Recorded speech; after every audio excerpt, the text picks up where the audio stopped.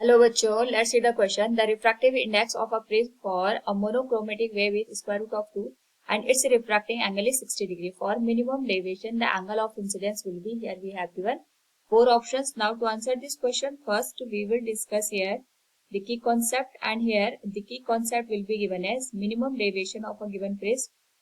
हमारे पास जो प्रिज्म होता है डिस्पर्जन की कंडीशन को शो करता है, जिसमें हम व्हाइट लाइट को अगर इंसिडेंट करें तो ये 7 कलर्स में यहाँ पे डिस्ट्रीब्यूट हो जाता है. तो यहाँ पे जो हमारे पास splitting of white light into 7 colours होता है, इसी को डिस्पर्जन का नाम देते हैं.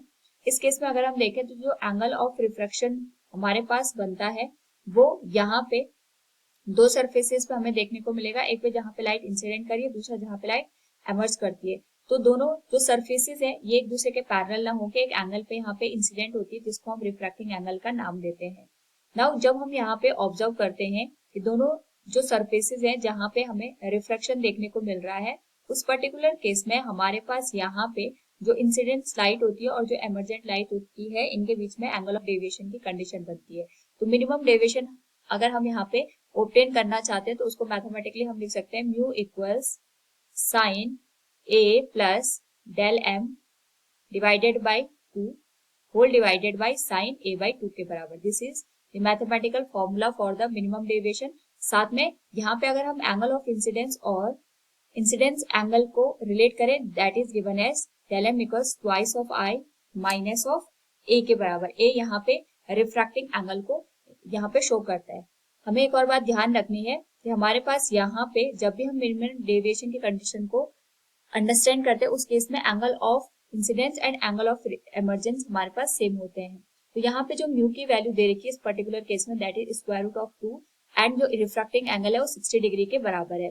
हमें यहाँ पे आई की वैल्यू फाइंड आउट करनी है. तो वी नो दैट इस फॉर्मूले से अगर हम देखें आई की वैल्यू हम निकाल सकते हैं, लेकिन उसके लिए हमें यहाँ पे डेल एम की वैल्यू फाइंड आउट करनी होगी. उसके लिए हम यहाँ पे रिफ्रैक्टिव इंडेक्स का फॉर्मूला यूज करेंगे, that is mu equal sine A plus del m divided by 2 and this whole value will divided by sin a by 2.